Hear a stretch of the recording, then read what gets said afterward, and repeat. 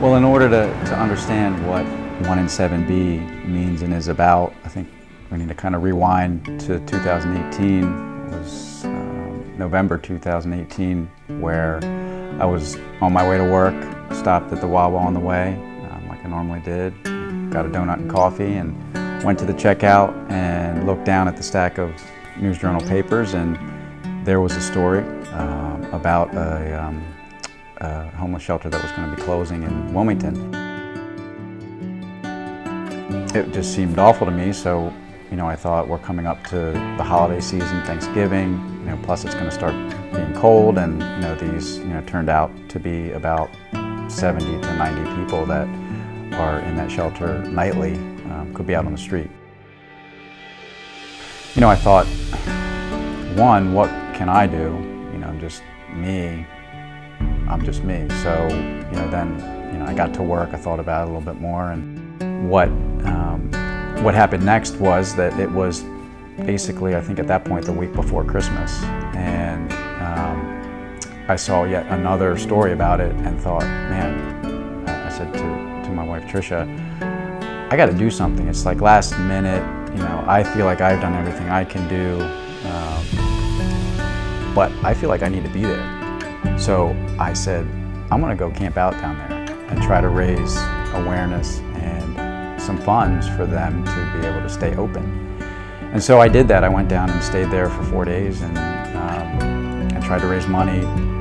And through that, I learned even more about the homeless community. I met a ton of great people down there that were needing the shelter, and learned about the broad spectrum of situations that got them to that point.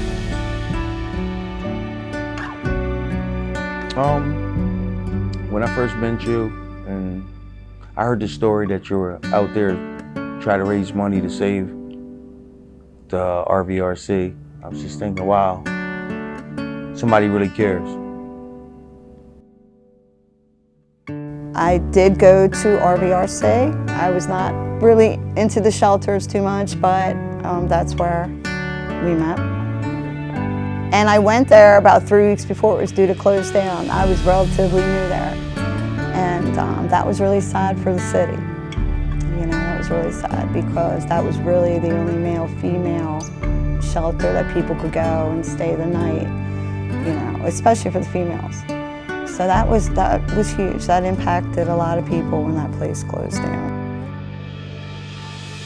We didn't raise enough money to keep it open, but in that experience, I learned of the need for mobile services. So there didn't seem to be any organization out there that was bringing not just what they needed to sustain themselves, physically, like food and hygiene supplies and clothing maybe, but also the services, the connection to the services that they need to improve their situation. So that's where the idea came from, and 1 in 7B is just, I am one individual out of 7 billion on this earth, created on purpose, for purpose, by God, to make a positive difference and help those in need and serve like Jesus did. Today, what we do is we bring out food, hygiene supplies, and clothing to where the homeless are. And sometimes that's in area hotels where those experiencing homelessness are on vouchers. Sometimes that's in the woods where they're camping in tents. Sometimes it's on the street. I think that in order to do this work and to be effective, that you do have to build community. And especially in this population, it's hard to build trust. And so, coming back to the same places, seeing the same faces, it's important for us as the persons that are volunteering, but it's also important for our guests that are coming to receive services. Because they want to see a familiar face. They want to know that you actually care, that you're not just there to give them a handout and feel good for yourself and walk away, right? What they want, as much as anybody, is to be known, right? They want to be known. And I think this is a way for us to get to know our guests. Because ultimately, I think the thing that we're trying to do is to welcome them into a community, but also for them to welcome us into their community. So it has to be symbiotic.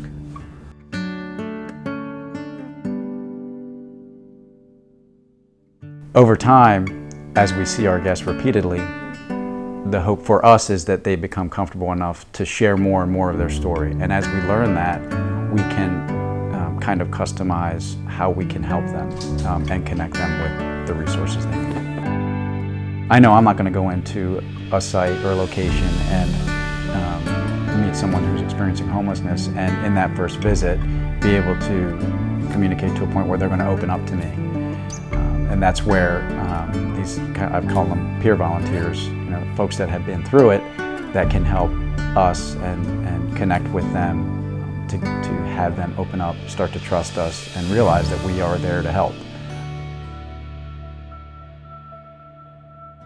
I struggled with addiction and alcoholism for 32 years, and in and out of rehabs and jail, and had 5 kids in between all those incidents. And I lost my second boyfriend due to overdose, and I lost the home. My addiction had spiraled out of control, and I lost my home due to that addiction and that loss, the combination. And I lost my children, and there was my mother and my daughter, who was 18, and I ended up being on the streets in Wilmington. 2019, July 8th, I turned myself in, and I went to rehab, and I went to Recovery House in South Philadelphia, and got myself in. I celebrated 2 years last week, and I'm extremely grateful. 1 in 7B is really,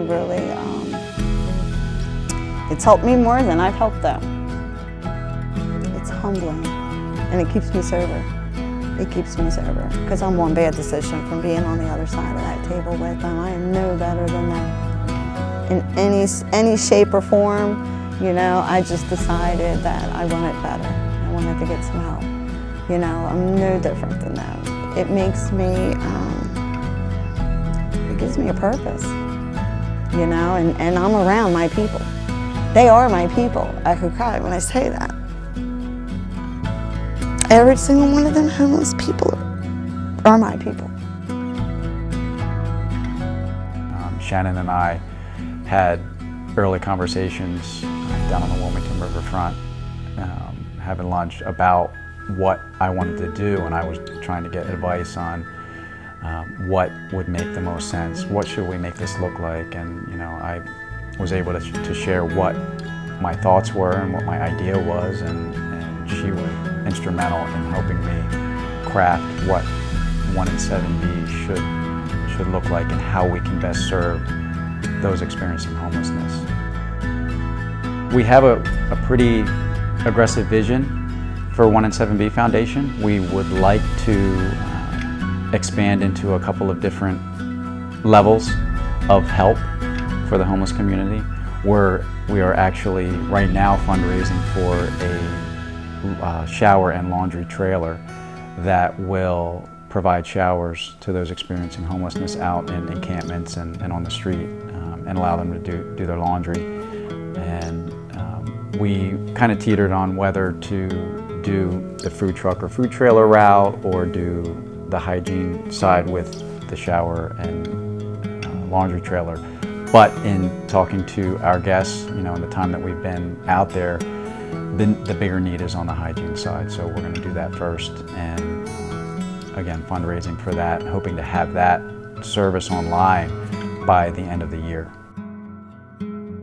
When I worked as a volunteer at the Folk Festival, basically you're out on a hill, so you have to bring everything. You bring porta potties and whatever, but the actual bathroom with electricity and mirrors and running water, there was even an air-conditioned bathroom in one section. It just makes you so much more human. The porta potties are rough. I mean, sure, you can do your business, but it's not like a bathroom. And then ultimately we want to be able to solve the problem of shelter for individuals and actually create a community of microhomes. And this community would have small houses that 1 to 2 people could live in, that are also on a property with the support system that they need. I think that's huge. I think they're both feasible, but I think as far as the being able to provide support and things like that could make a difference with somebody. You know what I mean? Just a simple ride, or just something like, you know, hey, look, I'll take you down there. Maybe I'll throw you the $20. We're gonna go get your ID. Because when it comes to addiction and things like that, that $20, you're not gonna have that in your pocket and do the responsible thing, you know? So, but to be able to know that somebody's there that cares.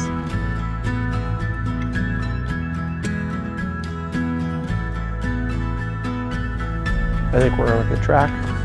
You know, I think having a board, having people that you're accountable to, which we do, you know, and having, you know, a vision and a plan how to continue moving in the direction that we want to move, that's really important. It's also having, you know, sustainable funding. And that requires people that also have a heart to, you know, for this type of work. Maybe they're not the person that's, you know, handing out something, or, you know, bringing the trailer to the location or whatever it is, but having people that are like-minded, that are financially involved.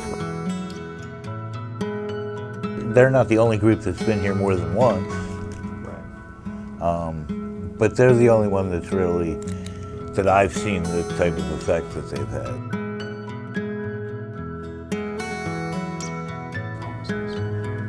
I think that you guys are God sent to the homeless in Delaware.